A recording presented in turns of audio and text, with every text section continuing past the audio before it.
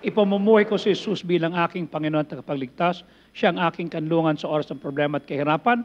Siya ang aking pag-asa sa panahon ng kalungkutan. At ako'y nangangako na hindi ko hahanapin sa ibang lugar, sitwasyon, tao, kayamanan man, ang lahat ng awat biyayang tanging kay Kristo ko lamang matatagpuan.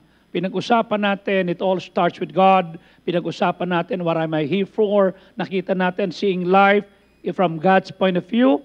Titignan naman natin ngayon mga kapatid, okay? There are 3 lessons that we have to see when we learn to see life from God's point of view. Life is a trust. Say that. Life is a trust. Life is a test. Ngayon naman yung ating pag-uusapan, life is a temporary assignment. Are you with me? Life is a temporary assignment. Ibig sabihin, pinahiram lang sa iyo ang buhay. Okay? Hindi sa akin to. Wala akong karapatan. Nagugulin yung time, talent, and treasure ko sa makapagpapasaya sa akin. You know why? You will never be happy without God. You will never be happy with things. You will never be happy with your friend. You will never be happy with just money. No. Pinahiram lang yan. Psalm 39 verse number 4 and Psalm 119 verse 19. Anong sabi ng Panginoon? Sabay-sabay natin bigasin. Lord, make me to know mine end and the measure of my days, what it is, that I may know how frail I am. Tingnan mo ha. Lord, gusto kong maturuan mo ko kung kailan ako mamamatay. At yung haba ng buhay ko para makita ko kung gaano ako kahina at kailangan kita. Verse number 19 ng Psalm 119, I am a stranger in the earth, hide not thy commandments from me. Estranghero lang ako rito. Turuan mo ako. Father, we thank you. Salamat sa inyong kabutihan, kahabagan, kawan. Patuloy mo kaming gabayan at pangunahan. Tulungan mo maintindihan namin that life is a test, that life is a trust, and life is a temporary assignment. Magbibigay sulit kami sa iyo. Kami po'y magbibigay ng mga pagpapakita ng aming ginawa kung paano namin ginugol ang time, talent, treasure na meron kami. Nakita ba ng mga tao kung sino ka sa aming buhay? Nakita ba nila yung biyaya na binigay mo sa amin? O kami po'y mamumuhay ng malayo sa iyo at kami po'y magmamaktol at kami po'y magiging pangit na patotoo ng inyong kahabagan sa amin. Lord, tulungan mo kaming makapagpamili at makita namin yung bagay na nararapat sa amin. Mahina po kami, kailangan namin kayo. Sabihin mo kung kailan kami kukunin para sa ganun ay mapaghanda namin ang aming buhay. Salamat po sa inyo. In Jesus' name we pray. And all God's people say, please be seated. Thank you very much. Kamayan mo yung katabi mo. Sabihin mo sa kanya, magandang hapon. Huwag kang matutulog. Okay? Kanina si Jape nagdadrive, nakatulog. Habang traffic, nagulat na lang ako may bumubisin na sa likod. Yung pala nakatulog din siya. Eh yung bumubisin ay nakamustang. Hinayaan na lang namin. Bimo yung nagdadrive nakatulog. The way you see life will shape your life. Anong tingin mo sa buhay mo? Anong tingin ko sa buhay ko? Lahat tayo may presupposition. Lahat tayo mayroong tamang pananaw, mayroong pananaw, may different maps, perception and values. The principle you live by creates the world that you will live in. Ano yung mga prinsipyong ikinakapit mo sa buhay?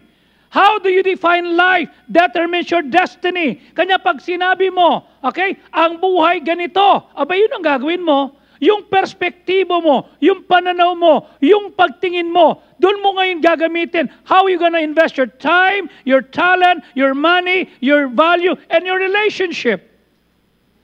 At isa sa pinakamagandang paraan para maintindihan natin, okay? Ang buhay is this, lalo na yung tao, how do you see your life? Okay? Napakaraming paraan para tignan ng buhay. I have been told in the past that life is a circus, that life is a minefield, that life is a roller coaster, life is a puzzle, kaya kailangan sosolvin mo. Life is a symphony, life is a journey, life is a dance.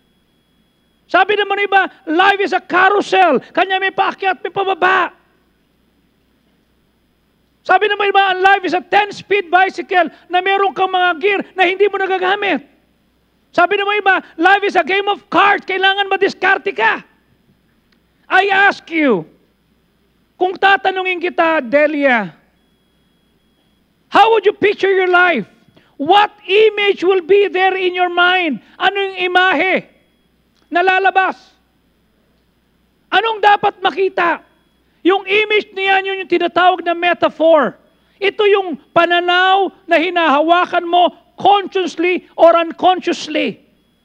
Ito yung description ng buhay mo. Sinasabi ko na nga ba ganyan talaga mangyayari And people often excuse their lives, metaphor, sa magitan ng kanilang pananamit, sa jewelry, sa magitan ng sasakyan, sa magitan ng hairstyle, sa magitan ng bumper sticker, at maging sa tato. Ipapakita ko yan. Okay? Ito yung mga unspoken metaphor na nag-i-influence sa buhay mo more than you realize. Kanya, tignan mo ha, kailangan maputi ako, kailangan, pero mo, magdadagat ka tapos nakapayong ka sa gitna ng dagat. Hello? Am I right? It determines your expectation. It determines your relationship, your values. Ano minamahalaga mo?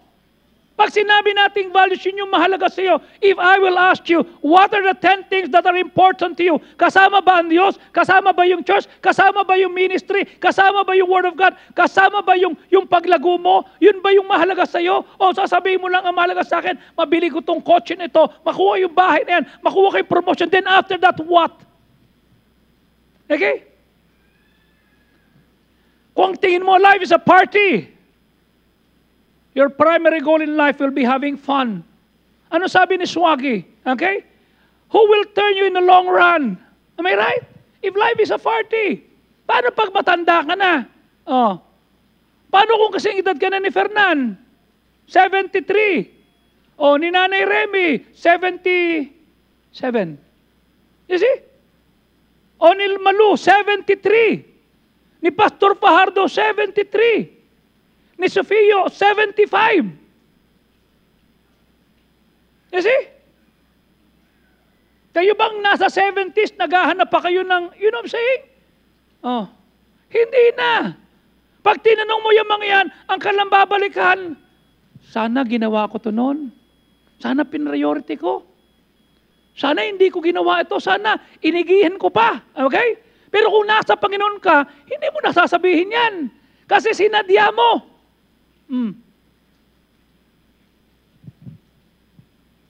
If you see life as a race, magmamadali ka, magmamatulin ka, you will value speed. Kailangan mauna tayo, kailangan nandito tayo, and you will be in a hurry. Now listen, life is not a race against other people, it's a race against us.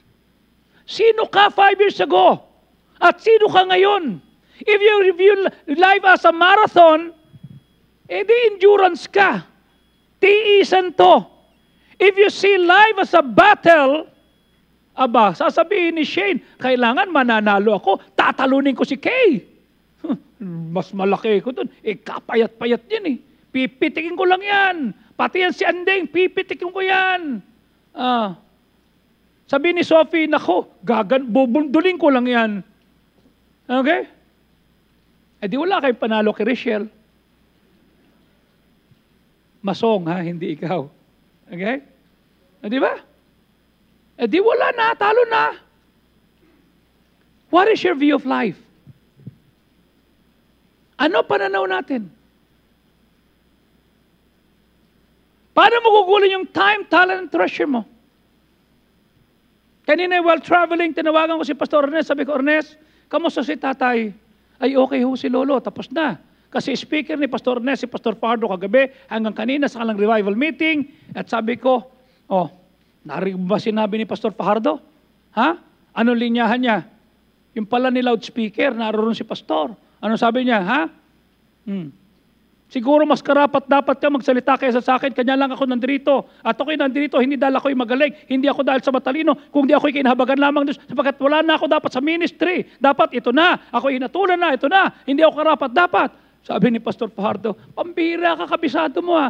Sabi ko, hindi, nagulat lang ako, mabait ka pa nga eh. Bakit? Hindi mo sinabing mga tarantado kayo at mga gago kayo. Mabait si Pastor. Sabi ko, ito pa yung mga linya mo ha. Oh. Tawa siya ng tawa. Paano mo nalaman? Babang hinahatid ko yung mga isda kagabi. Dinanood kami ng preaching nyo. Hinatid ko. Sabi ko, naroon na ho ang mga tamban. Sige, pag uwi ko, abay kakainin ko yan. Sabi ko kay Ernest, Ernest ha? Ano sabi ni tatay? Ako'y nagsalita magdyan sa lumang bahay ninyo, doon sa lumang garahe, pagkainit-init, at dini sa bagong building, mainit pa rin, pero hiningal ako. Bakit? Kasi mataas at dahil mainit, kasi mas malapit sa araw. Di ba? Sabi ni Pastor Fajardo, pambihira ka. Sabi ko, ako'y nakikinig. Hanggang ngayon, ako'y number 1 fan mo. Alam ko yung mga sinasabi mo, alam ko yung mga puntos na binabanggit mo sa pulpito. Bakit? Ako'y nasanay na ganun eh. Tinatandaan ko yung mga mensahe nila. Bakit? Doon ako lumaki. Kailangan kong matuto. Kailangan kong maaralan ire. To fulfill God's purpose in your life. The purposes that God made you for. You have to challenge conventional wisdom. Kailangan papalitan ni Hale, papalitan ni Cloud, papalitan ni Michael yung mga tinuturo na nakita natin sa mundo at papalitan natin ng biblical metaphors. Ano ba yung sinasabi ng Word of God? Hindi sinabi ng nanay, hindi nakita mo sinabi ng kuya, hindi nakita mo tinuro ng teacher. Kung ano yung sabi ng Bible. Anong sabi ng Romans 12:2? Okay? At huwag tayong makikiayo sa sanlibutan ito kung di mag-iiba tayo ng ating pag-iisip upang mapatunayan natin kung ano yung mabuti, katanggap-tanggap at sakdal na kalooban ng Diyos. Ito ho ang kailangan natin. Bakit? Kasi in the end, haharap ka sa Diyos. In the end, susulit ka. Tatanungin ka, anong ginawa mo sa time, talent, and treasure? Saan mo ginugol? You see? Saan mo ginugol? Bakit ang galing-galing mo sa school? Ba't ang galing-galing mo sa trabaho? Ang galing-galing mo sa bahay? Sa simbahan, wala kang pakinabang. Wala kang ministry. Life is a test. Life is a trust. Life is a temporary assignment. These are the biblical metaphors. Now we have to understand, kung life is a test, maghanda ka. If life is a trust, galingan mo. If life is a temporary assignment, di ba bawiin yan? Tama? At magbibigay ng sulit. So nakita natin yung 3 metaphors. Unang-una, pinag-aralan natin, life on earth is a test. Susubukin ka. Ibig sabihin nun, hindi pwedeng walang pagsubok si Marisa, walang pagsubok si Jericho, walang pagsubok si Inday. Anong sabi ng 1 Peter 1:6 and 7? Okay? Na ito ang iyong itutong ikagalak, bagamat ngayon sa sandaling panahon, okay? Na ikaw ay magkakaroon ng panlulumbay dahil sa maraming manifold temptation, sa kabigatan. Anong sabi sa verse number 7? Upang ang pagsubok ng iyong pananampalataya na higit na mahalaga kaysa sa ginto na natutunaw, bagamat ang pananampalataya mo'y susubukin sa tinatawag na apoy, ito'y masusumpungan sa kaluwalhatian, karangalan sa pagdating ni Kristo. Titignan, Jay. You know what I'm saying? Titignan. Kung yung pananampalatayang ipinasubok sa iyo, how did you accept? Russell and Emmanuel, yung pag-reject kay Sean sa US Embassy. Lahat halos ng kasabay mo, Sean, binigyan ng 10-year visa. You see? Tapos ikaw lang ang wala. How do you accept that? Do you look at yourself? Kawawa naman ako. Sila 10-year visa. Ako ni-reject. How would you accept that? Kanya binibiro ko nga si Pastor Job kanina, magta-transfer na ako ng membership.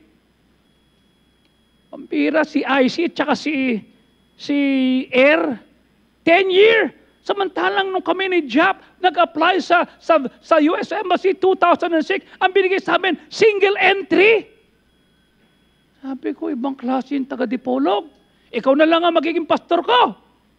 Nagluwag sila. How do you accept that food? Does it affect your performance? Does it affect your... Life is a test. Tinitignan ng Diyos yun. How would you accept that? Will you level up? Will you perform more? Will you trust God more? Will you pray more? Will you read the Bible more? Or are you gonna say, nag-pray naman kami, lumapit pa nga ako kay pastor, tapos ba didinay ako? You know why you were rejected. Tama? Pinaliwanag naman sa iyo, right? And we talk. Nung mag-text sa akin ang nanay mo, I called you up.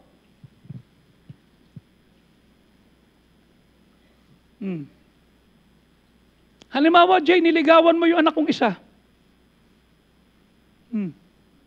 At hindi ka sinagot. Di Kylie. Ano sabihin mo? Sumama pa naman ako kay pastor. Pagkasama ako ni pastor, lagi na lang yung pinabala kong ligawan, hindi ko nasasagot. How would you accept that, Jay? Babalik ka ba doon?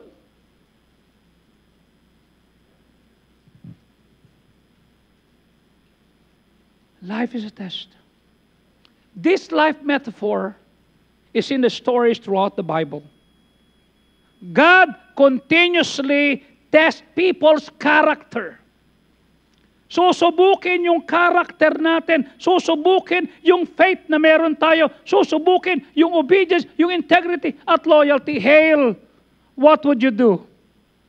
If you're gonna have a tough time, will you still play your violin? Will you still serve God? Will you still come to church? Will you still trust God?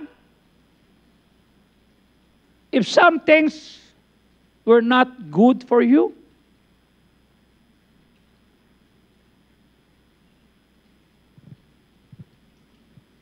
magiging faithful lang ba tayo kasi maayos tayo?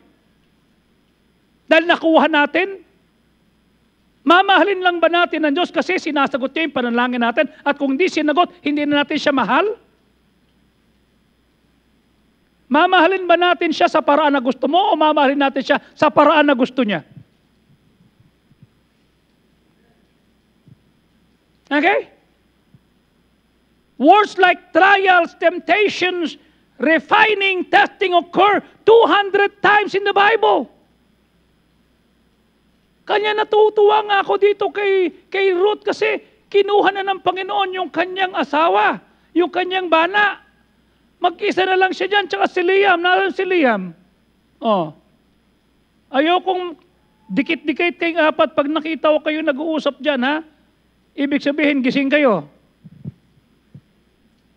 Okay? Oh, Rose, I'm so happy to see you. Tama? Ilang panahon lang, baka si Liam, kukunin na yan. I already called Pastor Job. Job, Kate will transfer her membership there. I want you to utilize her. Use her. If she remembers Pasay, fine. If not, it's okay.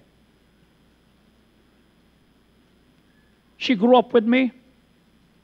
Her mom and her dad were my friends when we were single. Now she's an adult. She's a mom. Utilize her. And you know what happened? What will happen? Job said she might be the administrator ng Metro Dipolog. Huwag muna. Monitor muna. Supervisor muna. Sabi niya, Pastor, doon na lumaki yan eh. Bagay. Alam niya na. Problema mo lang dyan, kako ko, Pastor Job, magkano isusuport mo? Kasi ang laki ng sweldo niyan sa kumpanya.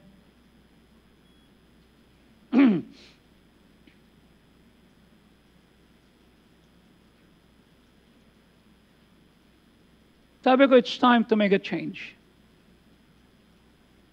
Then I was preaching sa Panabo and I saw one pastor. Sabi ko, are you Pastor Solomon? Yes po. Sa'yo nagcha-church si Sandra? Opo. I baptized her. She got saved in my ministry. And she's a lawyer.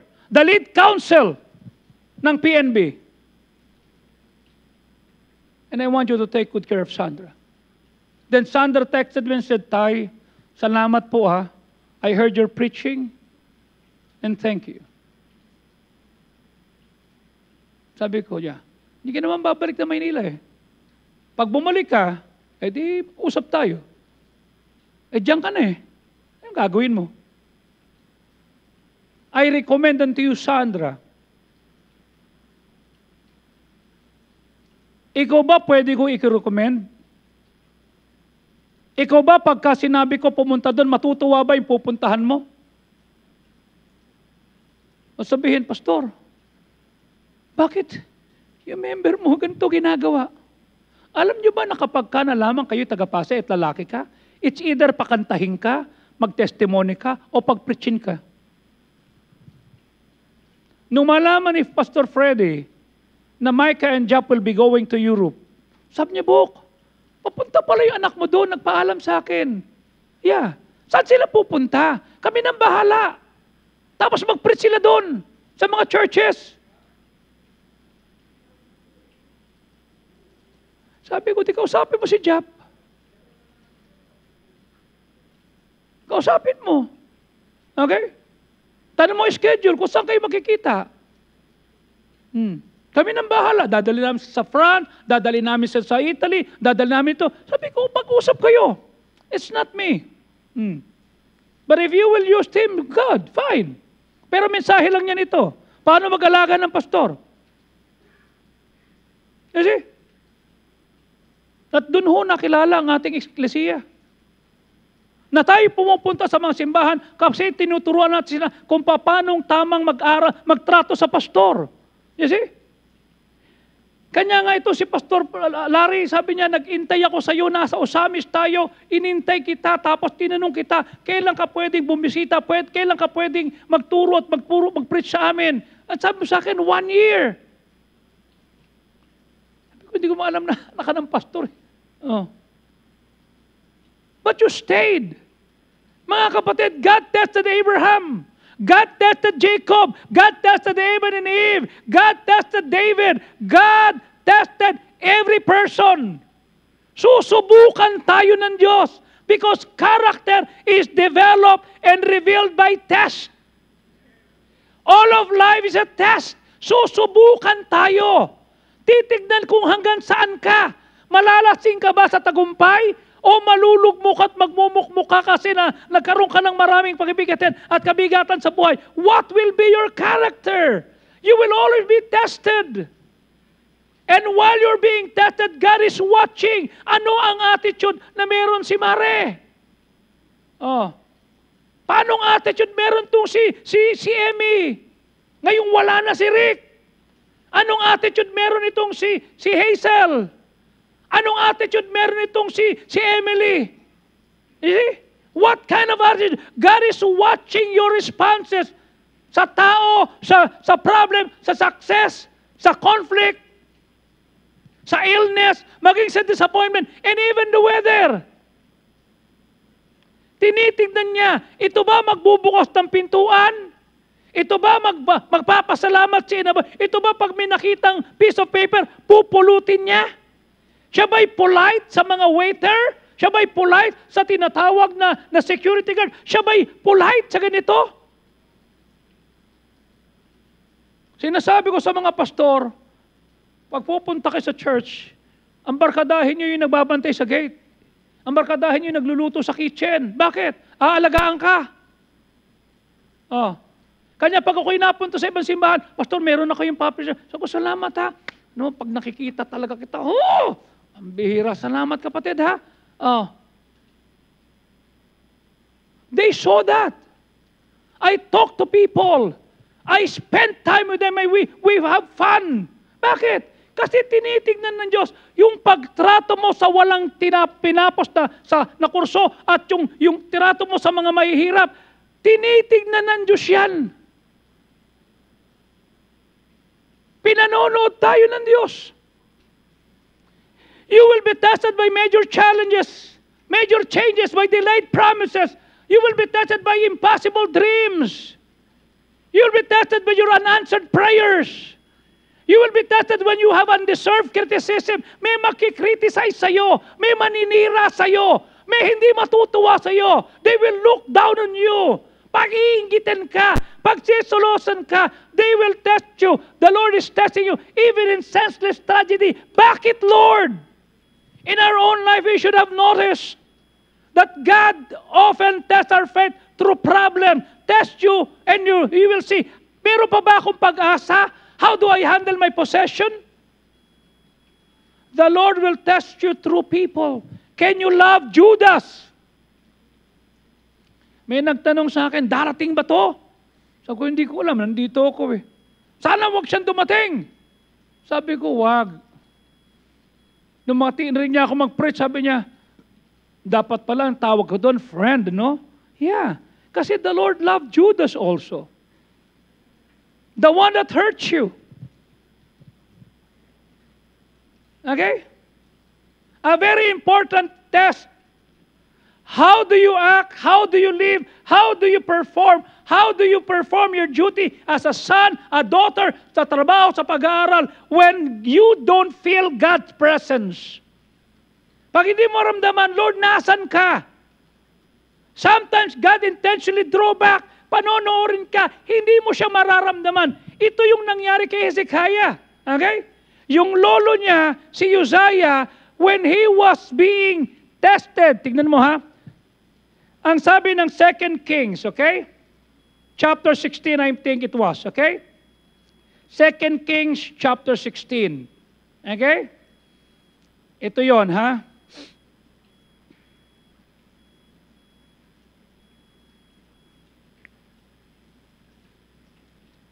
Sandali, ha? Hinahanap ko lang. 2 Kings, chapter 2 Chronicles 26, verse number 5. Tingnan mo, ha? Ano sabi ng 2 Chronicles 26:5? At kanyang hinanap ang Diyos sa panahon ni Hezekiah na siyang maalam sa mga pangitaan niya, at habang sinasaliksik niya, sumusunod sa Diyos, the Lord hath made him to prosper. Pinagpaginhawa siya. 16 years old siya nung mamuno. 16 years old siya nung mamuno. Siya'y pinagpala. At nung namatay siya, he died as a leprous. Bakit? Kasi nakialam. Anong pastor sa akin? Mayaman na ako, hari na ako. Ano sabi ng verse number 7? At tinulungan siya ng Diyos laban sa Pilistino. Walang panahon ang Diyos na tulungan ng hindi spiritual. Walang panahon na tulungan ng Diyos sa mga taong karnal. Ang tinutulungan niya, yung matino, yung sumusunod, nagsasubmit. Nasarapan ba kayo sa pagkain kanina? Mga nagluto nun, mga in-check. Magtatayo daw sila ng, ng pantapat dyan sa Capitol. Oh. Ang financer is either Rene o si Allen. Oh, sabi ko, Chinese connection to ah. Oh. Imagine he started with God, not with himself. Ang secret ng prosperity, ang secret ng pagpapaginawa, ang secret ko para ikaw lumago. Okay? Hanapin mo ang Diyos, sumunod ka with the help of the man of God to beside you, to guide you, to help you, to pray for you. You see? That's what I did. All through my 41 years, I always loved to listen to Pastor Fajardo. You see? I cannot remove him from my life. Kanya lang yumabang eh. Verse 16, anong sabi? At nung siya'y malakas na, okay? Yung kanyang puso ay gumawa ng kapagmakan at nagmataas. At sinansang ang Panginoon na kanyang Diyos at pumunta sa templo at pinakalaman ang gawain na para lamang sa mga pastor.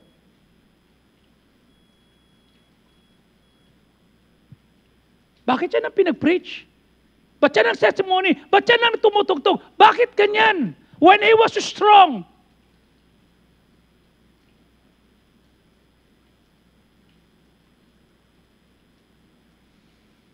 Tanong mga kapatid, the Lord will test you.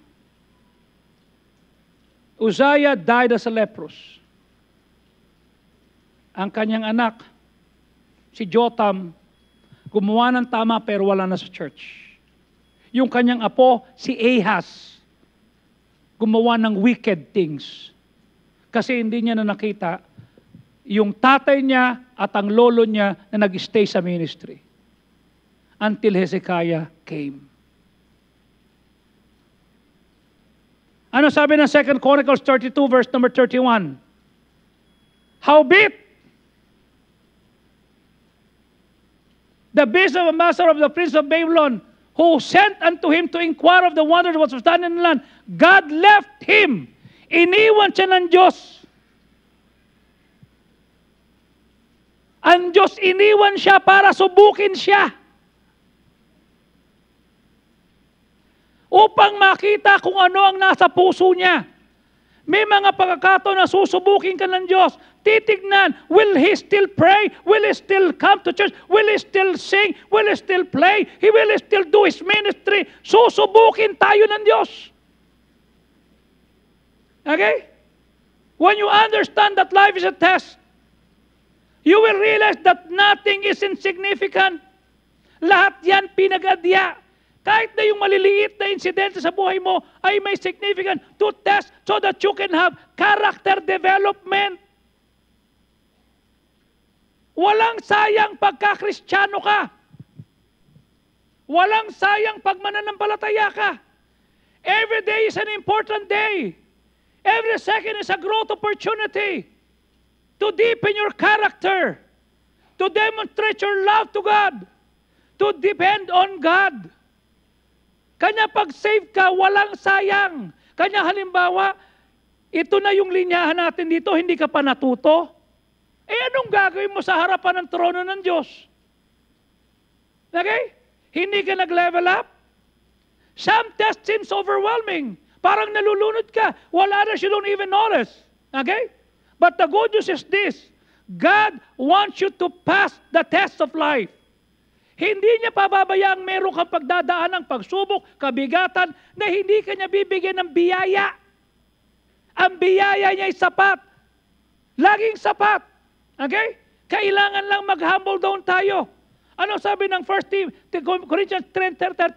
There hath no temptation taken you, but such as is common to man. But God is faithful. He will not suffer that you will be tempted above that you're able.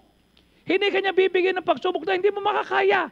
And every time you pass the test, every time the Lord see that you pass, you have the right attitude, the character, nagpapatuloy ka, God noticed that and God is making plan. Bibigyan kanya ng reward sa eternity. Ano sabi ng James 1:12? Mapalad ang isang tao na nagtitiis, na nanatiling tapat sa kabila ng mga pagsubok, sapagkat matapos na siya'y subukin, siya'y tatanggap ng putong ng buhay. Meron kang crown of life na ipinangako ng Diyos sa kanila na nagmamahal. What does it mean? Yung lahat ng pinagdadaanan mo, okay? Sister Evasco, meron kang hinihingi na mga sitwasyon kasi namatay si husband mo, tama? May mga papeles ka. Sinusubukan na yun. Will Sister Evasco still pray? Will still win souls? Will still sing? Hindi naman sinasagot. Ang tagal na. Tama? O magtatampo ka sa Diyos. Paano yung anak mong naging missionary? Am I right? Paano yung anak mo may sakit? Am I right? Paano pag tumigil ka? Anong sabi? Mapalad ang taong nananatiling tapat sa kabila ng matitinding pagsubok na kanyang pinagdadaanan sapagkat siya'y tatanggap ng putong. Anong sabi? Ipinangako sa mga taong nagmamahal. Kung mahal mo ang Diyos, titisin mo lahat, Mrs. Kusipag. Titisin mo lahat. Yung pagsubok, titisin mo kasi bakit? Mahal mo ang Diyos. Life is a test. Pangalawa, life is a trust. Ito yung tinuro ni Preacher Jeff last time. Okay? Our time on earth, our energy, our intelligence, our opportunity, our relationship, and all our gifts are from God. Pinagagamit lang to sa atin, Diyos, para magmalasakit at i-manage. We are the steward of whatever God has given us. Katiwala, we're not the owner. Itong konsepto ng stewardship na ito ay pagkilala that God is the owner of everything. Pati buhay mo sa Panginoon yan. Anong sabi ng Psalm 24 verse number 1? The earth is the Lord's and the fullness thereof, at yung sanlibutan at yung nakatira. Pinagamit lang to sa'yo, hero. Mark, pinagamit lang. Hindi sa'yo yan. Joaquin, pinagamit lang sa'yo yan. We were just loaned. The Lord loaned the earth to us while we're here. Pinagamit ito ng 60, 70, 80 years. I'm 60 years old. Okay? Haharap ako sa Diyos. Anong ginawa ko sa buhay ko? It was God's property before we arrived. Pinahiram sa atin to ng Diyos. At may papalit sa atin. You've got to enjoy life while still here. Enjoy it na makita mo, Lord, salamat pinagtitiwalaan mo ko.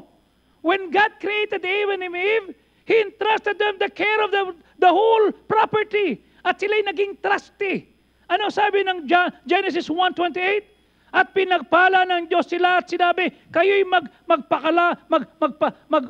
magparami, magmultiply, kalatan nyo ang lupa, replenish the earth, subdue it, and have dominion over the fish of the sea, and over the fowl of the air, and over every living thing that moveth upon the earth. Tingnan mo ha, you should have dominion over the fowls of the earth, the fish, and the fowl of the air, and over every living thing.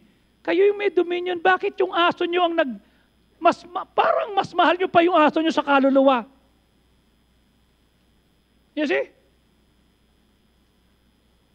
Mas mahal pa yung gastos nyo sa aso nyo kaysa sa misyon. I love dogs. I have a lot of dogs. I love pets. But they are not priority. Nakakahiya, nanlaki ng gastos mo sa aso mo, sa pusa mo, tapos sa misyon wala kang binibigay. You know what I'm saying? That's not good. Pinahiram lang. Ang sabi dito, we have to replenish, to subdue, to have dominion sa mga nilikha. Tayo'y mamumuno. Ba't dinidiktahan ka ng ibon na inaalagaan mo? Ng pusa na inaalagaan mo? Ng asong inaalagaan? Harina sabi ko, tingnan mo, oh. Nandun kami somewhere, I don't know where is that place, it's my first time to be there. Ano bang tawag doon? Yung stroller? Oh, Shih Tzu lang naman. Wala namang masama kung Shih Tzu, yung kaya niya, di ba? Tapos tingnan mo yung isa, tingnan mo, exotic bully yan. Mahal yan. The first job that God gave to humans was to manage and take care of God's staff. This role has never been canceled. Tayo magmamanage. Hindi ikaw yung imamanage ng nilikha. Ikaw. Life on earth is a test. Everything that we enjoy is to be treated as a trust that God has placed in our hands.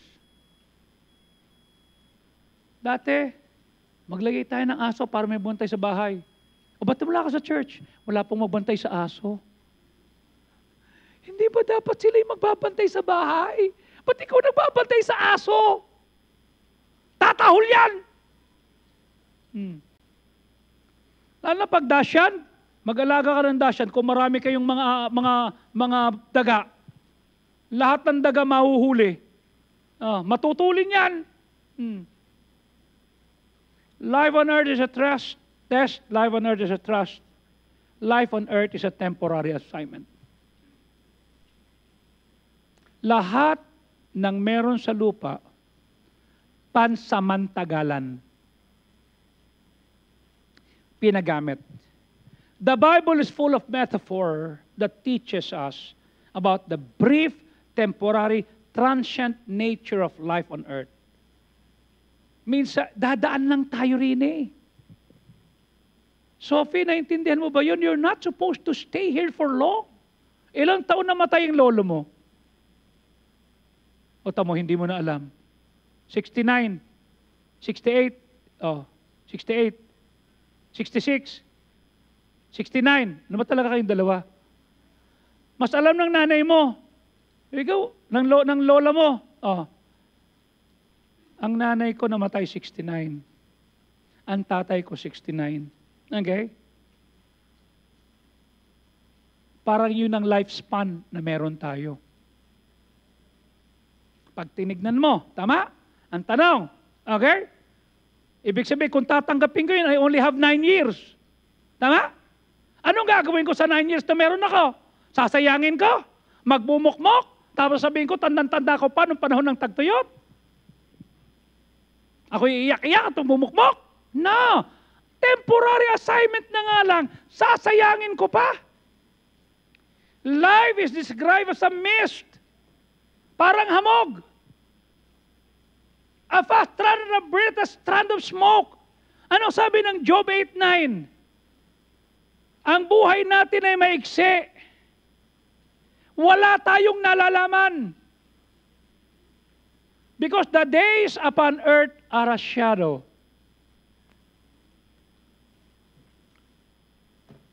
We know nothing.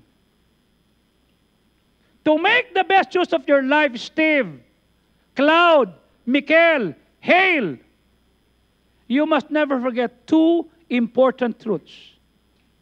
Unang-una, compared with eternity, life is extremely brief.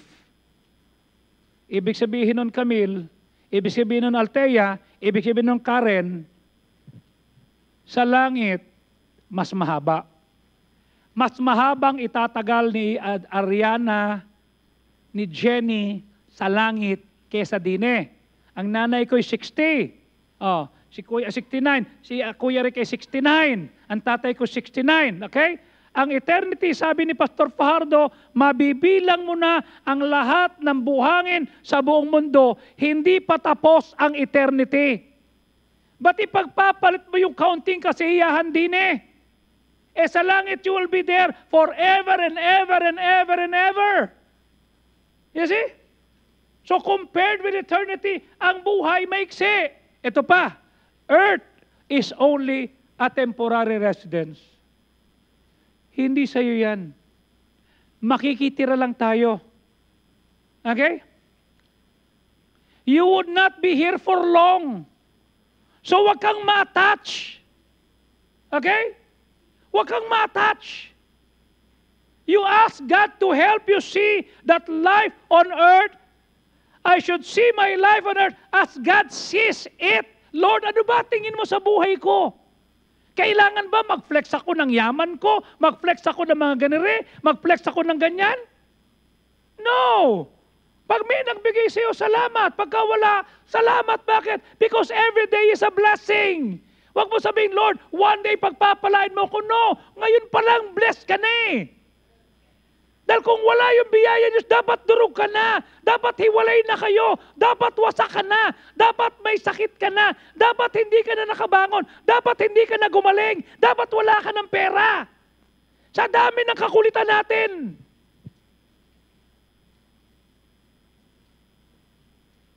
You ask God to help you see life as God sees it. Ano sabi ng Psalm 39:4? Ito yung prayer ni David eh. Lord, make me to know my end. Tulungan mong sukatin ko kung kailan ako mamamatay para malaman ko na kailangan kita kasi mahina ako. Nagkaroon ka lang ng maliit na tindahan, yumabang ka na. Nagkaroon ka lang ng mataas na posisyon, yumabang ka na. Nagkaroon ka lang ng magandang sasakyan, yumabang ka na. Nagkaroon ka lang ng golf cart. Mikel, golf cart pa lang yan, golf cart. Am I right? Life is a test. Repeatedly sinasabi ng Bible, ikinukumpara niya that life on earth to temporary living in a foreign country. Para kang OFW. We are just stranded on earth for some time, for some time. Ang ilan sa atin, we're here for 40. Sino 40 years old? 40, taas ang kamay. Dandan, niloloko mo ko. Hindi ko tinatanong yung bewang ng nanay mo. Ang tinatanong ko, yung edad, 40. Mali yung pagkakarinig mo, Dandan. Hindi ko rin tinatanong yung bewang ng mamarubi mo. Okay? Pag 40 years old ka na, sino ang 50? Huwag ka na magtataas. Pag 50 na yung bewang ni mama mo, nako!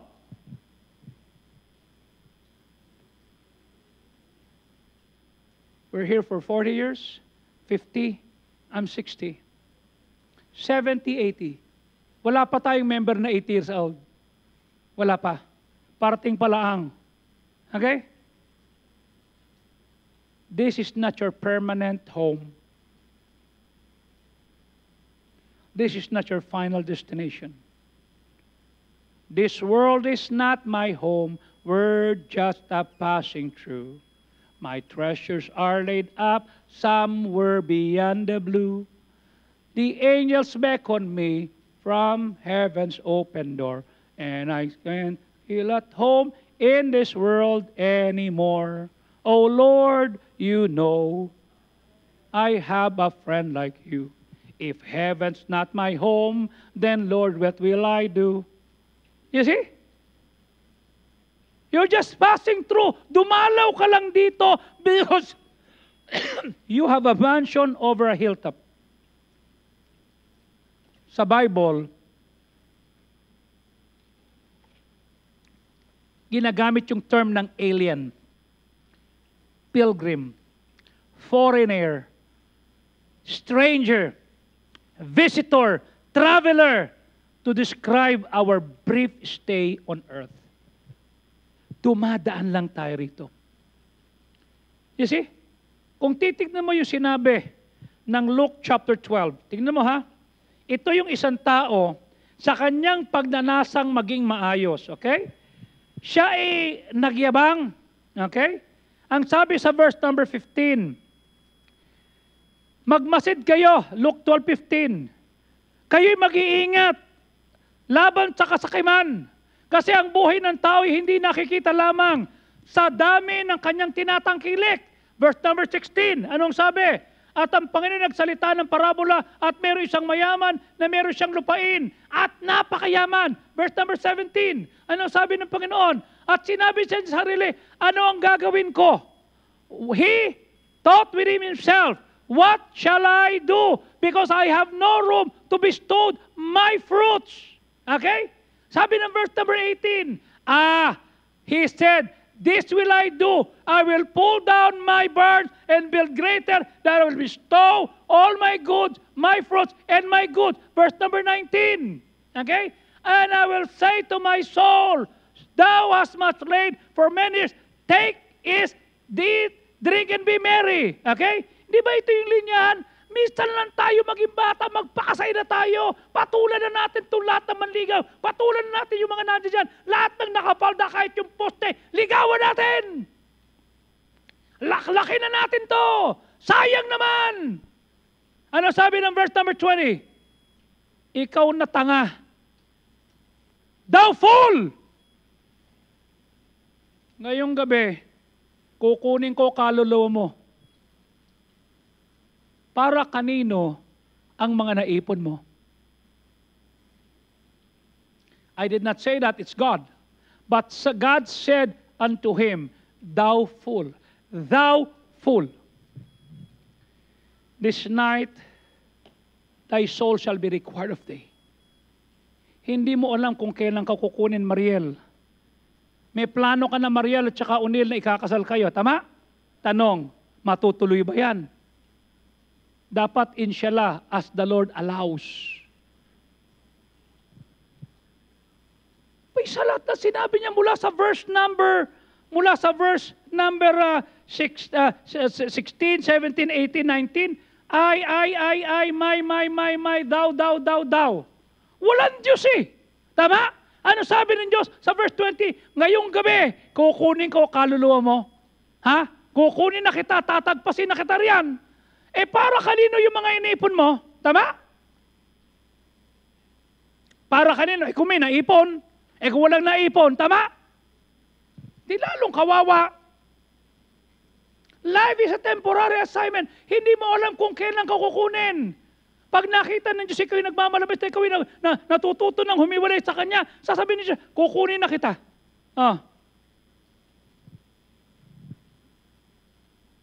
Sabi ni David sa Psalm 119 verse 19, ako'y estranghero. 119 verse 19, dito sa lupa, huwag mong itago, huwag mong ikubli ang iyong kautusan sa akin. I am just a stranger. Okay? Ano sabi ni Peter sa 1 Peter 1:17? If you call on the Father, who without respect of persons, judgeth according to heaven's work, pass the time of your sojourning here in fear. Tingnan mo ha, kayo'y nagdumaan lamang, nag-sojourn lamang, dumaan, hindi ka dapat tumambay. Sa bansa natin sa Pilipinas, kung saan tayo nakitira, maraming tao rito, they will move from parts of the world to another parts of the world to work. Pero taga Bicol yan, pero taga Mindanao yan, taga Cavite yan, taga Ilocos yan, taga Pampanga yan.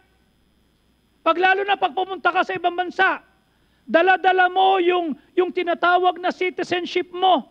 Okay? Ang mga Kristiyano, as believers in the Lord, meron tayong spiritual card that reminds us that our citizenship is in heaven. Kanya dapat dala mo yung Bible mo. Okay? God says His children are to think differently from the way the unbelievers do. You don't think like them, walk like them, drink like them, live like them, and waste your life like them. No. Sasadyain mo deliberately. You see? Nasabi ko nga sa inyo, Friday, pero mo nagbe-breakfast, Angus beef niluluto. What do you like, sir? Sabi kay Freddy, well done, medium rare, or what? Sa akin, well done. Ikaw naman, ito. Ikaw, pastor. Not time for me to eat. Sayang naman to. Makakain ko rin naman yan eh. It's not my time to eat. Nakitira lang ako dito. Dumaan lang kami dito. Ano sabi ng Philippians 3:19 and verse 20? Whose end is destruction. Ito yung mga pasaway. Whose God is their belly. Yung kaluwalhatian nila, yung kapuri nila, ay nasa kanilang kahihiyan. Why? Kasi ang iniisip nila, earthly things. Kailan ka nag-isip na dapat nag-aakay ka ng kaluluwa? Kailan ka nag-isip na dapat yung time, talent, treasure mo, pinapagamit mo? Kailan ka nag-isip na dapat ka-partner ako ni pastor, dapat may ministry ako, dapat may ginagawa ako? Nung dumating kami dito nung Friday, gabi na, almost 11 or 12, nandiyan si Roxanne. Sabi ko, Roxanne, kasama ka ba ni na Preacher Bonnie na nag-Bible study? Hindi po. Ba't nandito ka? Iniintay po namin yung isang sasakyan kasi po kami bibili pa po ng bulaklak sa Dangwa. Sabi ko, si Nay, sino nagbabantay? Si Johans. Okay naman ho sila. Okay ka lang? Abay, nanay ho ito. Hindi naman malusok si Johans eh. Hindi naman maayos si Johans eh. Ayun me? Pero narinig siya kasi gagampanan niya yung kanyang ministry. Ito mga bulaklak na ito, kanilang pinili. Pumunta sa Dangwa. Minsan pag ako'y paparoon sa bahay, makikita ko sa gabi. Makikita ko, nandiyan si Russell, nag-aayos ni Re. Makikita ko, nandiyan yung ibang mga bae, nag-aayos naman gani Re, naglilinis ng ganito, gumagawa. Anong tawag mo doon? Ministry. Sabi ng Diyos, okay? Sabi niya, ang kanilang katapusan ay pagkagiba. Kanilang Diyos nila yung kanilang bilbil. Kanya nga belly, bilbil. Sila'y mapapahiya kasi ang iniisip nila, puro makalupa. Verse number 20. Ang ating pagkamamayan ay nasa langit. Kanya nga tumitingin tayo lagi. Listen, ang iniintay nating tugtog, hindi yung tugtog na, ten. No. Yung pakakak mula sa langit. the trumpet sound, because we're looking for the Lord that He will come soon. Do you mind about the Lord's coming? Any moment pwedeng dumating si Kristo. Any moment, pag dumating siya, matatagpo ang kabantapat, nag-aakin ng kaluluwa. Sabi lagi ni Pastor Macido nung kami mga bata pa, alam mo, Joey, nakita ko, pinag-aaralan ko yung Bible, matalino ito eh. Pero mo nagtuturo sa amin sa Bible School, walang dalang aklat, walang dalang libro, walang dalang Bible, saulado. Okay, saulado niya. Pagpaaral ko ng Bible, palagay ko darating si Kristo ng linggo. Huwag kang absent. Huwag kang magpapalit. Baka dumating ng linggo, wala ka. Sige ho, kanya, nakatanim sa isip ko yun, baka dumating ng linggo. Real believers understand that there is far more to life than just a few years to live on this planet. Hindi naman ibig sabihin na hindi ka mag-enjoy din. I enjoy life. You know what I'm saying? I enjoy life. We enjoy. At the same time, we win souls. At the same time, we perform things. At the same time, we're doing the things that God will bless. Your identity, my identity, is in eternity, and your homeland is in heaven, hindi sa lupa. Ang tanong ko, ganire, pag namatay ka ba, meron ka bang makikitang itinanim mo sa langit? Ano sabi na Matthew 6:19? Tingnan mo sabi na Matthew 6:19, huwag kang maglalagay ng kayamanan sa lupa na pwedeng nakawin, pwedeng uurin, pwedeng kalawangin, pwedeng mawala. Okay? Pag naglaga ka sa lupa, mawawala yan. Okay? Nanakawin yan. Ano sabi ng verse number 20? Ikaw ay maglagak ng kayamanan sa langit na hindi wawasakin, hindi nakalawangin, walang magnanakaw. Ano sabi ng verse number 21? Kung saan naroon ang iyong puso, naroon din ang iyong tinatawag na kayamanan. Okay? Kanya ako, imbis na, sabi ko nga sa inyo, gusto ko rin bumili ng gamit eh. Kanya lang ilalagay ko sa offering. Lord, meron sana akong gustong bilhin, pero ikaw na bumili. Mas magaling ka, mas marayos kang bumili kaysa sa akin. Nung last Wednesday, somebody gave me this Tumi bag. Sabi ko sa kanya, how did you know that I'm praying for that? I don't know. Sabi ko, Lord, I want to buy, you know how much is this? This is 22,000, 25 to be exact. Sabi ko, Lord, gusto ko yun eh. Kanya lang di ko bibilin. Ilalagay ko sa offering, ikaw na bahala. Then all of a sudden may nagbigay. Do I like it? Yeah. Will I buy it? Nah. Wala akong budget. You see?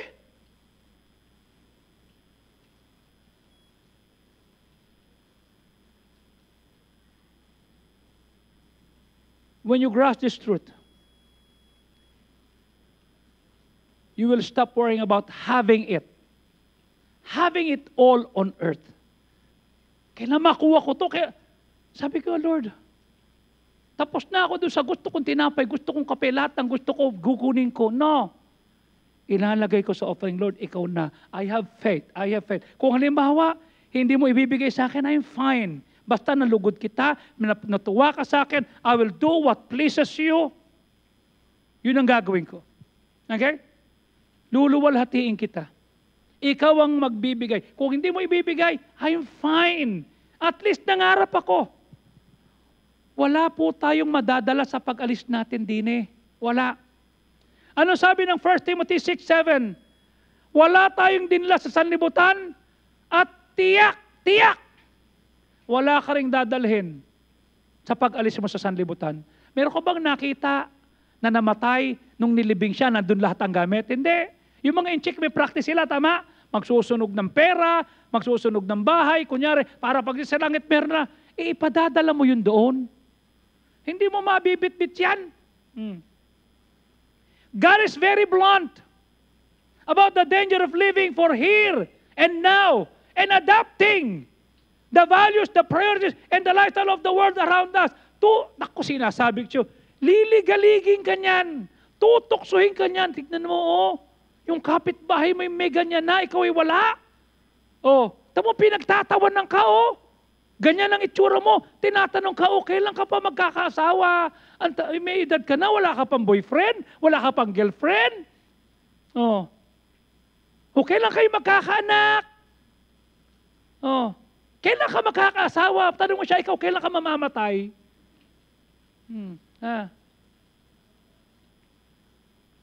Stay on the highway. Dumadaan lang tayo rin eh. Don't smell like them. When we flirt with temptation of the world, ang tawag ng Diyos dyan, adultery. Tignan mo ha, James 4:4. Okay? Kayong mga taksil, okay? Adulterer and adulteresses, mga taksil.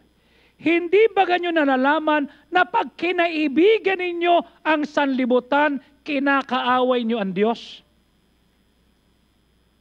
Okay? Kaya sino mang nagnanais na maging kaibigan ng sanlibutan, nagiging kaaway ng Diyos. Ba't ganyan ang buhok mo? Kasi po ito yung uso eh. Ba't ganyan ang kilos mo? Kasi ito yung uso eh.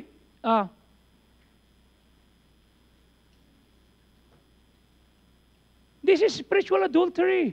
Pag naging kaibigan mo, you let the word sink into your mind and into your heart.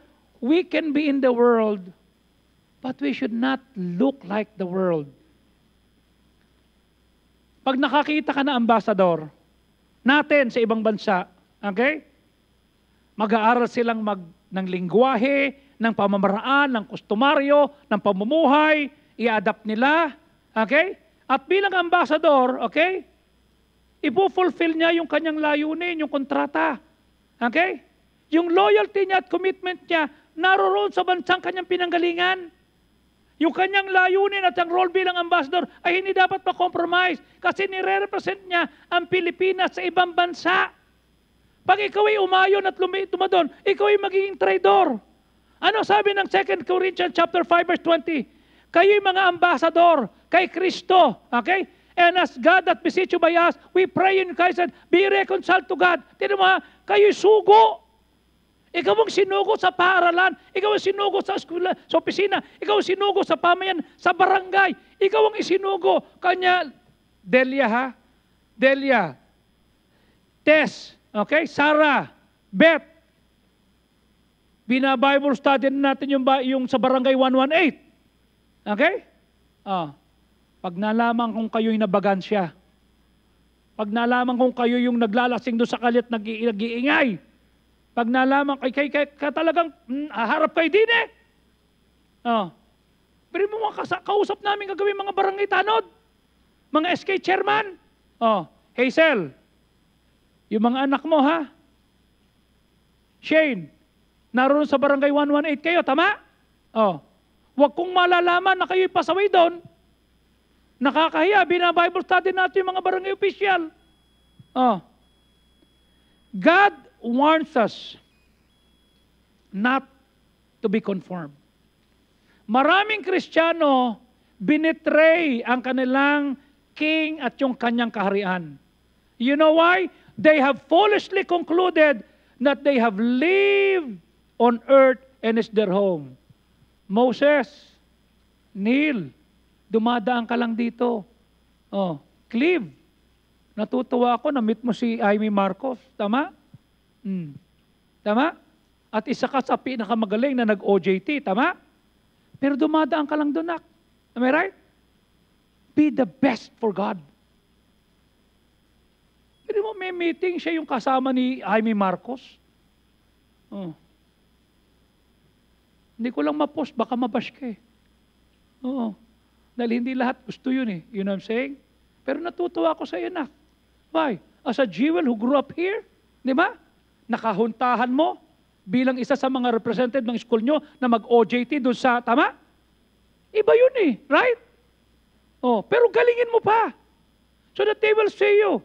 Kaninang umaga, nag-text si John Rapp, Pastor, pasakay na po kami. Ito po yung aming C-130. Kami po ipaparoon sa isang misyon na hindi po namin alam. This is real combat and you pray for us that we will be able to finish this. Sabi ko, I prayed for you. Bakit? Siya na lang ang natitirang trainee na galing sa pulis sa PNPA sa Scout Ranger.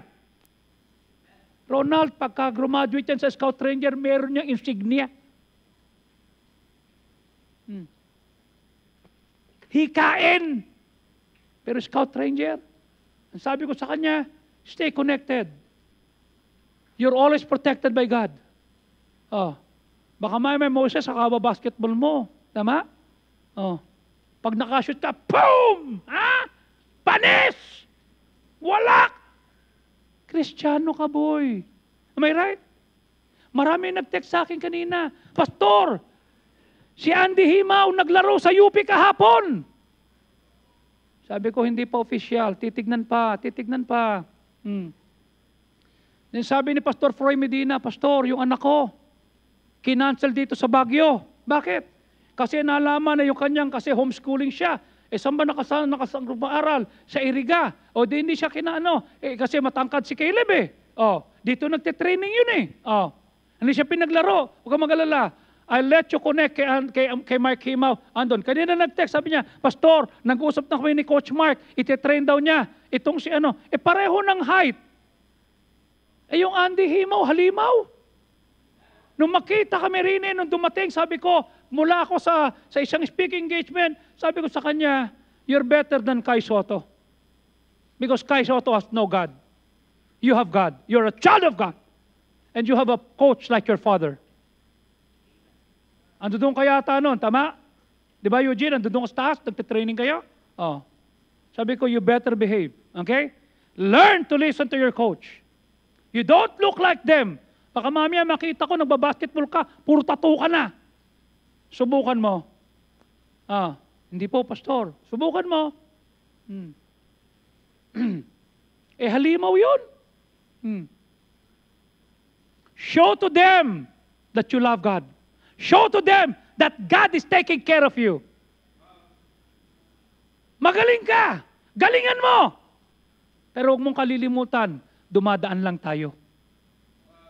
Dumadaan lang. Okay? Sabi ko, sige, titignan natin, ha? Medina, Himaw, parehong magagaling. Tignan natin. Okay? Ipag-pray natin. Sabi ko kay Caleb, ha? Tatanda mo, anak ka ng Diyos, preacher ka, at ikaw ay anak ng pastor. Opo. Sige. Natutuwa ako, nag-connect na sila. Sabi ko, ito yung number, magtawagan kayo. I'm just happy seeing you together. Mga nandirini yan lagi.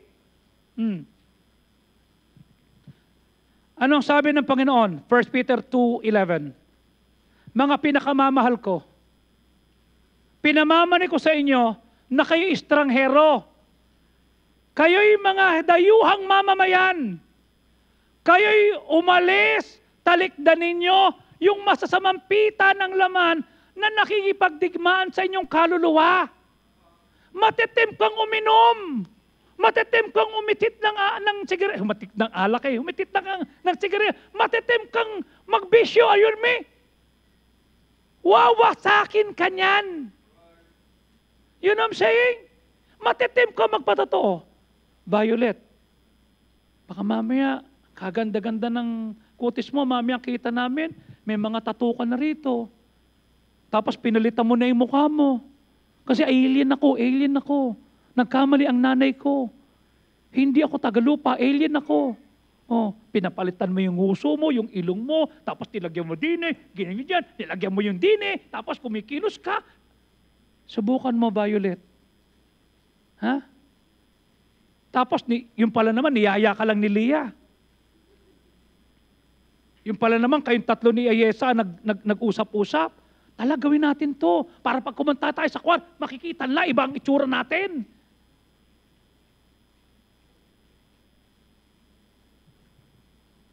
Hindi ako nagpatato. Bakit? Sapat na yung poknat ko. Sapat na marami kong poknat na inabot. Okay? Kung ikaw may tattoo na, huwag mo nang dagdagan. Ariyan me? Huwag nang dagdagan. Tama na yun.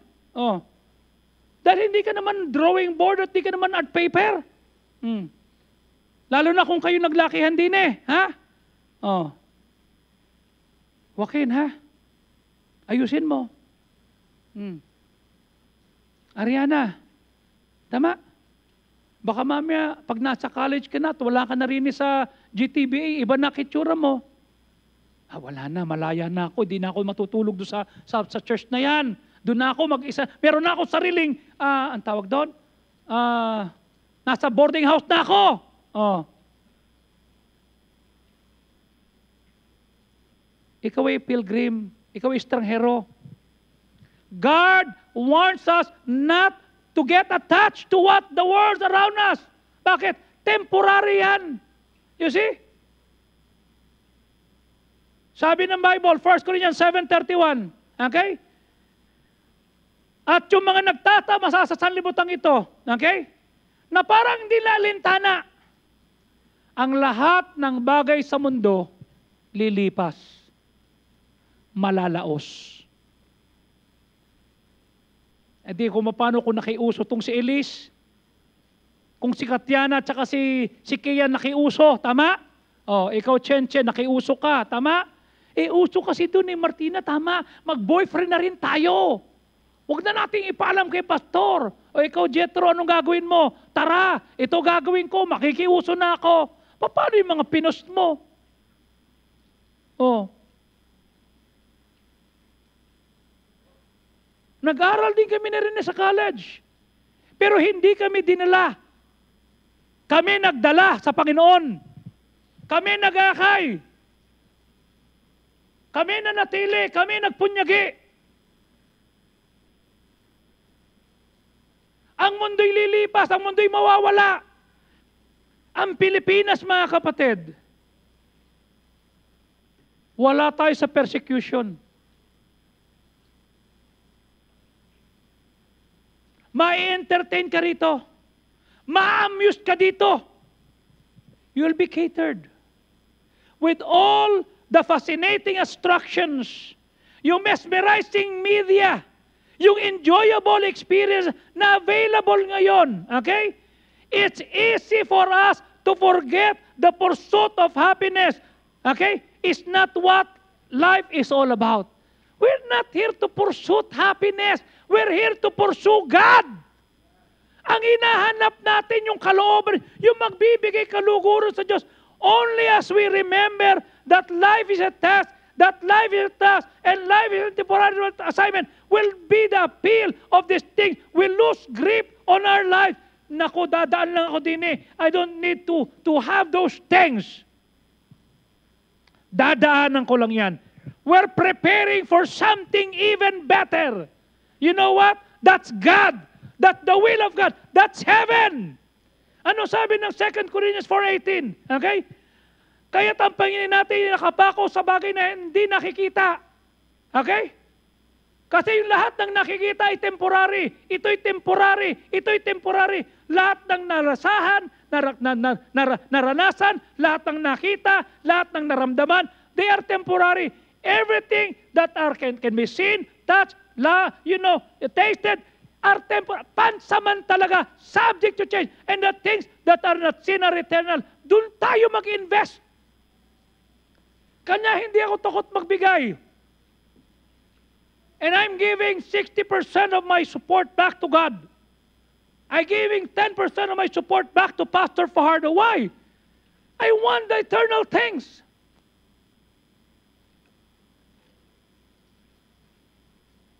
Pwede mo naman sabihin, Pastor, sa susunod ko lang dadalhin yung isda, ha?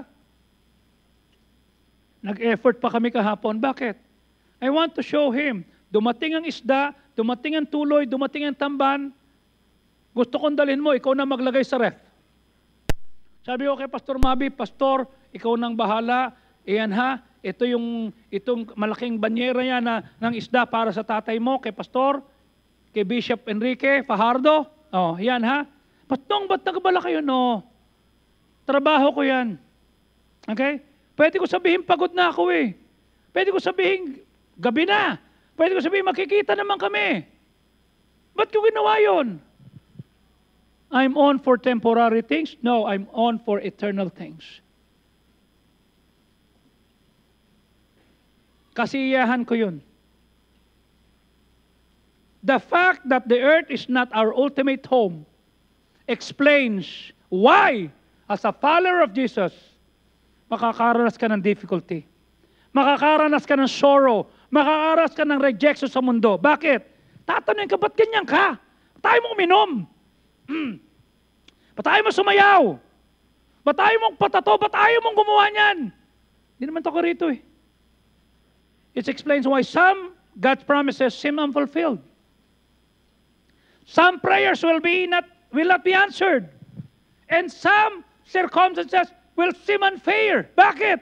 You're not for the world. You know why? This is not the end of your story. This is not the end of your story. In order to keep us from becoming too attached to the world, God will allow us na magkaroon ka ng karanasan that you will be discontent and dissatisfied in life because God wants you to long that will never be fulfilled on this side of eternity. Only Jesus can satisfy your soul. Walang amount ng pera. Walang amount ng kapangyarihan. Walang amount ng dami ng kotse, ng rangya ng bahay. Wala. You will never be satisfied. We will not be completely happy here because we're not supposed to be happy here. Ang sayo natin, nasa langit. Earth is not our final home. We are created for something better. Wala kang makikitang isda na masaya nang wala sa tubig.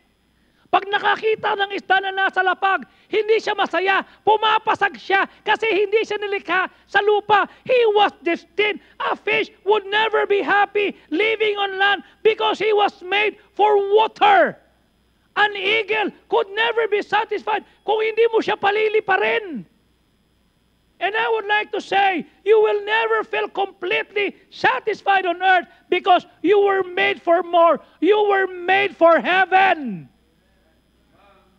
Hindi ka pwedeng sumaya sa lupa.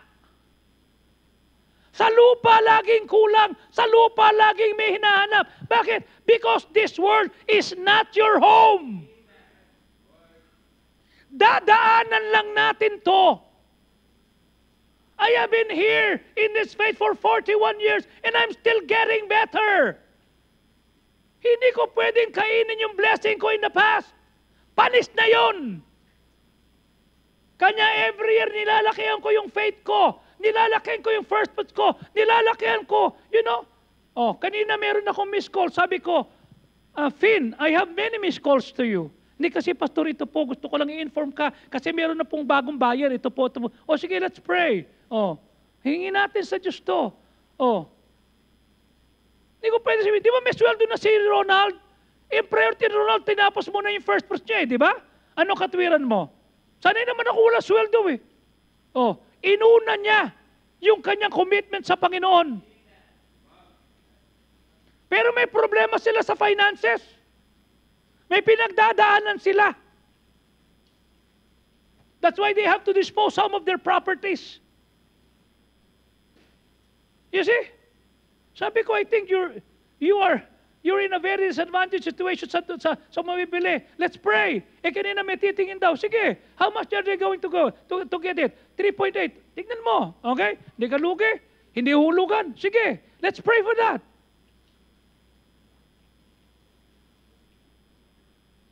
Kanya every year nagle-level up ako. Sabi ko, Lord, I'm showing to you that every year I'm trusting you through my first fruits. My commitment ngayon, Lisa, di ba? 1M. Am I that rich? No. Pero tatapusin ko yung 1M na yan, not because I have money, because I have faith. God has been good. You will have happy moments here. Sasaya ka. Okay? But nothing compared with what God has planned for you. Realizing that life on earth is just a temporary assignment, it should radically alter your values. Dapat iba. Dapat iba pananaw mo. Dapat iba yung lingwahe mo. Iba dapat yung pamuhay mo. Iba dapat yung dating mo. Eternal values, not temporal one, should be the deciding factor for your decision. Anong effect nito sa eternity? Matutuwa ba ang Diyos? Malulugod ba siya? Ginagawa ko ba yung bagay na pagpapalain niya? Kapos na nga tayo eh. Hindi pa natin nililevel up yung ating pananampalataya. Ano sabi ni C.S. Lewis? All that is not eternal is eternally useless. Pag hindi eternal yan, useless. Yung pinagkaabalahan naman ng time, talent, treasure, useless yan. Yung inubos mo yung pera mo, useless yan. Napagod ka dyan. Pag hindi eternal yan, useless yan. Sayang! Am I right? Minsan mo lang makausap yan. Minsan ka lang makapunta dyan. Minsan ka lang makagawa dyan. Hindi mo pagagalingan. Wasted years, wasted years. Oh, how foolish. As we travel, huwag mong sayangin yan. Huwag mong sayangin yung opportunity na binibigay sa atin ng Diyos. Okay? Huwag. Huwag mong sasayangin. Mapapagod ka. No one will understand you. Pero meron kang Diyos. Meron kang alaala, Lord, naalala mo? Sa lupa, sasabihin ko sa iyo, you will not be happy in this modern world. You will always need more. There is always something that you're searching for. You know why? Hindi ka matutuwa sa lupa. Sa lupa, pag nakita mo yan, you will walk across the empty land. You know the pathway in the back of your mind. You will feel the earth beneath the feet. And you will say, oh, simple things. Where have you gone? Bakit ganito? Bakit? He will not be happy on earth.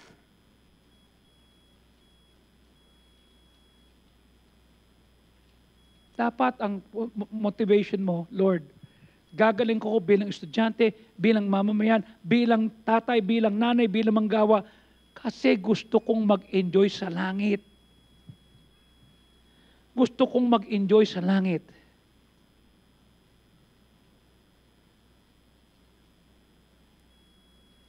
Pagka ang Diyos ang motivation mo, morning by morning you will wake to find out that the power and the comfort of God's hand is in yours. Season by season, you will watch Him amazed in the awe of the mystery of His perfect way. All I need is His hand, His perfect way, the way He provides. And you can always say, He is always been faithful to me. He's always faithful to me. Napakasarap na makita na ang Diyos iningatan ka.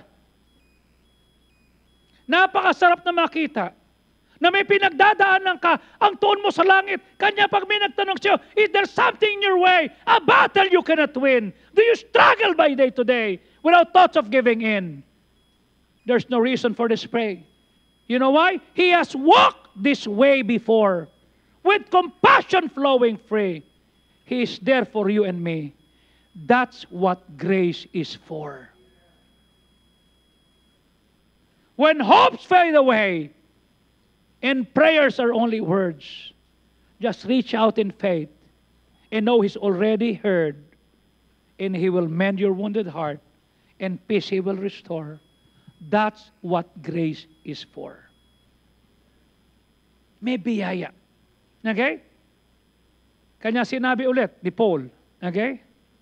While we look sa 2 Corinthians 4:18, habang nakatingin tayo sa mga bagay na hindi nakikita at sa mga bagay na hindi nakikita, sapagkat yung bagay na nakikita ay temporary, yung bagay na hindi nakita ay eternal. What does it mean? It is a fatal mistake to assume that God's call for your life is just material prosperity.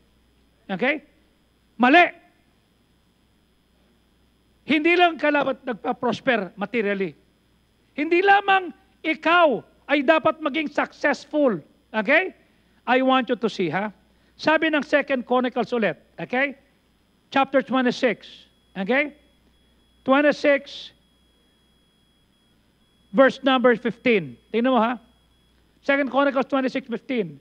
Ito si Uzziah na pinagpala kasi Mayroon siyang pastor na nagabay. Ano sabi? At siya'y gumawa sa Jerusalem ng mga makina, invento, mga towers to shoot arrows, and his name was spread far abroad. Tingnan mo ha, siya'y naging tanyag kasi siya'y tinulungan ng Diyos.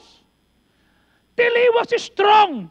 Verse number 16. At nung siya'y malakas na, yumabang.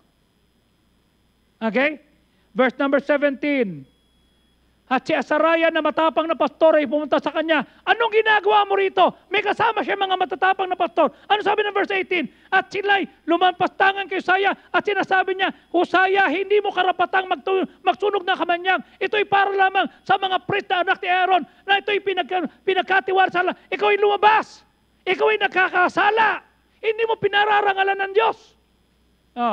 Verse 19. At galit na galit si Hosea at meron siyang hawak na censer at susunugin niya. At habang siya'y galit, siya'y naging isang leprous.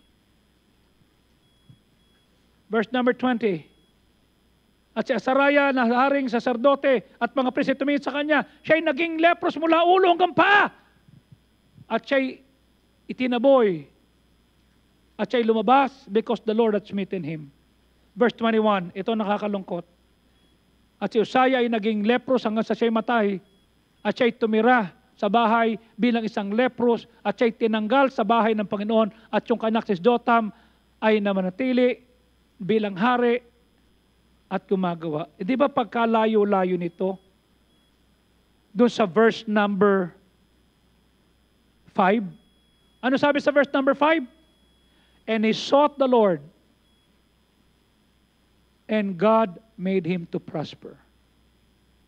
Huwag niyong hahayaan na malalasing ka sa tagumpay. Pinatikim lang sa atin yan. Am I right? The abundant life has nothing to do with material abundance. The abundant life has something to do with the faithfulness to God. Will you still be faithful? Kahit mayaman ka na? Will you still be faithful? Kahit matas na position mo? The purpose of life is not to win. The purpose of life is to grow and to share. Lumalago ka pa ba? Tumitibay ka pa ba? Huh? Are we still growing? Are still learning things? Pag pinagpala ka ba, you share? I always say, labas sa family mo, may nakikinabang pa ba sa'yo? Natural alagaan mo tatay at nanay mo, it's okay. Natural magmalasakit ka sa kapatid mo, it's okay.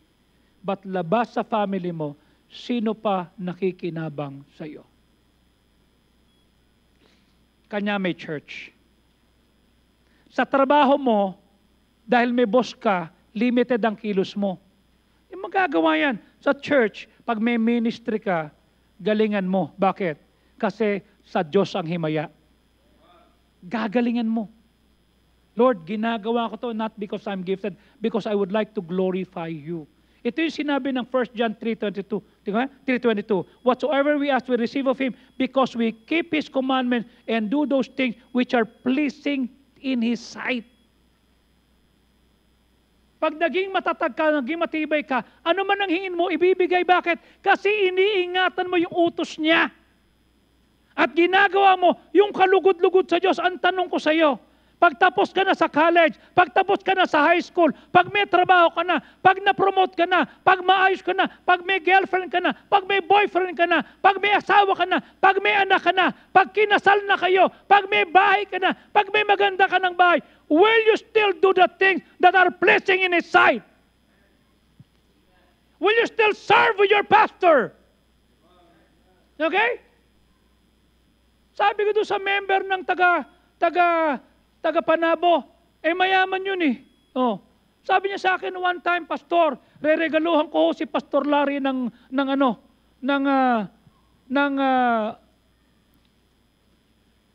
kagaya nung pick-up ni Ronald. Ano nga ba yun? Raptor. Wag. Po! Wag. Yayabang ka.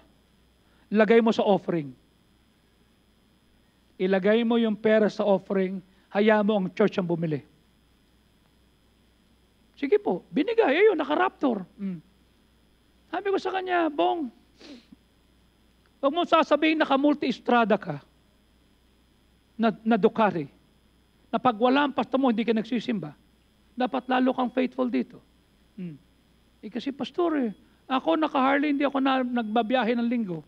Ikaw ka kay RM, ha? Bumili-bili ka pa ng Sportster na Harley. Huwag kong makikitang hindi ka nagsaserve dito.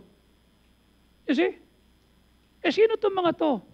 2015, 2016, they were nothing. They learned to prosper as they sought the Lord. Dinedicate ko yung building. Ni Bong, sabi ni Larry, ikaw na magdedicate. Okay ka lang? Ano ba? Kuya nga kita O sige. Dinedicate namin yung business niya. 40 million yung building na tinayo. Doon sa may tago mo, sige, pag-pray natin. Kailangan may Bible study rito. Ito gagawin na po. Maglagay ka dito na isang gawain. Gawin nating misyon. Ikaw na RJ ang magsuko ng buhay dito. Para ikaw na mag-ano. Ikaw naman manager sabi ng bata, pastor, kailan ho kayo pwede? October 4 or October 7? Bakit? Ikakasal na ho ako dito kay Mika. Naalala nyo, nanliligaw tayo? Pupunta pa tayo ng Bugo? Sabi ko, sinasamahan pa kita kagaya mo rin yung Jay, na nanligaw doon sa Bugo. Hindi siya sinagot.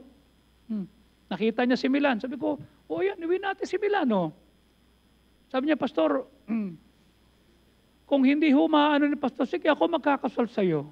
Okay? Gawin na lang natin ng ganito. Pag-usapan niyo magpastor para kung ano. It's just like a family. Pero submissive. Sabi ko, okay ka lang? Bong, na ikaw ang nagdadrive sa amin? Opo. Ministry ko po ito. Yung Bong, yung business partner niya, pinatay. Doon sa Tagum. Inabangan, pinagpapatay. Nahuli lang ang sakyan niya. Okay? Isipin mo yung driver namin, may bodyguard na isang Fortuner na puro mga pulis. Sabi ko, wag na. Bakit? Baka madamay kami. Sabi ko, sige, sama mo na lang sa likod. Yun yung winitisan ko, si Kapitan Francisco. Sabi ko, retired ka na? Opo. So I'm so happy. Nag-retire ka ng tenyente. So naging kapitan ka ngayon? Opo. Sabi ko, kailan ka pinanganak? 1969 po. Matanda ako sa iyo, kuya mo, kung makinig ka rito. Okay? Winitisan ko yun. Pagdating namin. Sabi ko, Bong, lahat ng bodyguard mo nakakilala na sa Panginoon. Dapat makita kita magsimba bukas, ha? Opo. Umaten sila ng simba. Nagdaluhan. Meron tayong conference, huwag kayong sa labas. Dito kayo sa loob. Opo.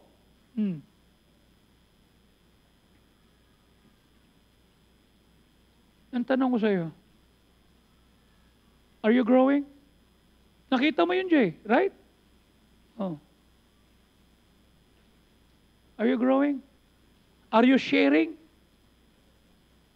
The purpose of life is not to win. The purpose of life is to grow and to share whatever God has taught you.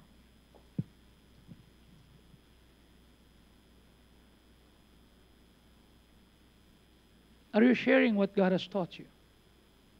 Or when people look at you, they will see you.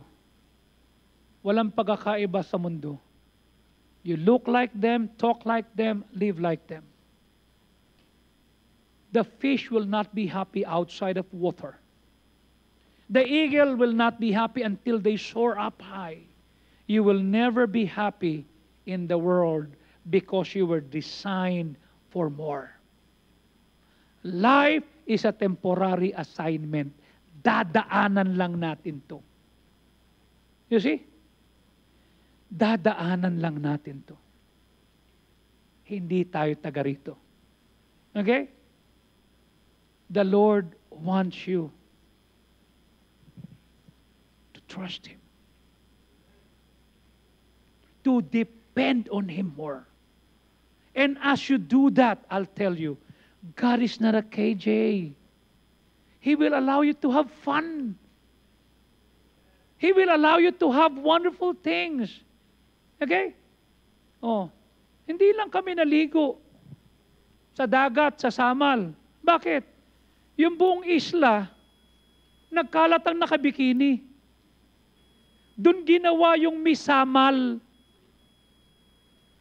Sabi ko, pag pumunta tayo dyan, makikita mo nakabikini lahat. Doon nagfo-photoshoot. Paano tayo maliligo? Balik! Walang nag-swimming sa amin. Walang, bakit?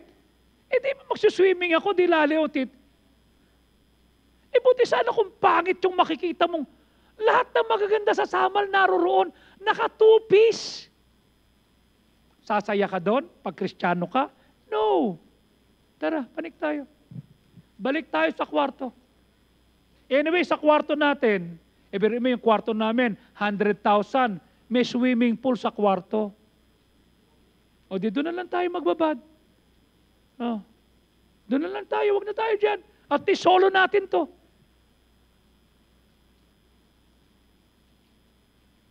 I cannot be happy with that anymore. Pag lumalim ka na sa Diyos, hindi ka na pwedeng lumalim, Hamed, sa mundo. Hindi ka na pwedeng maging masaya sa mundo, Ronald. Hindi ka na magiging masaya sa mundo, Henry. Laging kulang. Okay? Tatandaan mo to. God never moves without purpose or plan. He will try you. Life is a test. Life is a trust, okay? He will mold you as the person He designed you to be. Tatagalan niya yung testing, okay? And while it was being done in your life, okay? Learn to give thanks to God kasi every day is a blessing. Rejoice in the Lord because He makes no mistakes. He knows the end of each path that we take.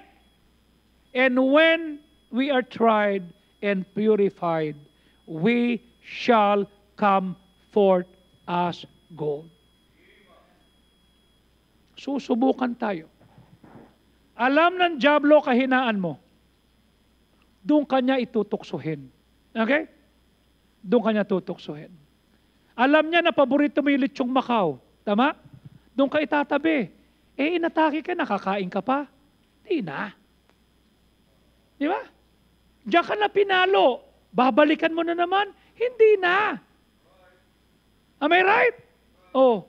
Doon na ako napahiya. Gagano. Hindi na. Okay? Ang hapdi eh. Life is a test. Life is a trust. Life is a temporary assignment. I ask you, pagharap mo sa Diyos, will you give a very nice account? Okay? Tapusin natin next Sunday. Let's all stand up, please. Father, we thank you. Maraming salamat. Tulungan po na maintindihan namin, all that is not eternal is eternally useless. Help us to understand that as a follower of Jesus, meron kaming difficulty, meron kaming sorrow, meron kaming rejection. But this is not the end of the story. We are not supposed to be attached to this world. Dadaan kami rito. We cannot be completely happy here because we're not supposed to be happy here. Earth is not our final home. We were created for something much better, and that is heaven. Help us not to be attached to the world around us because it's temporary. Help us to become a better servant of yours. Samahan mo po kami. While heads are bowed, eyes are closed, no one is looking around. Will you come to the altar and say, Lord, help me to pass the test that I will be trusted at maintindihan ko that life is just an assignment. I need to be happy on the other side of the world. The goal is not to win. The goal is to grow. The goal is to share.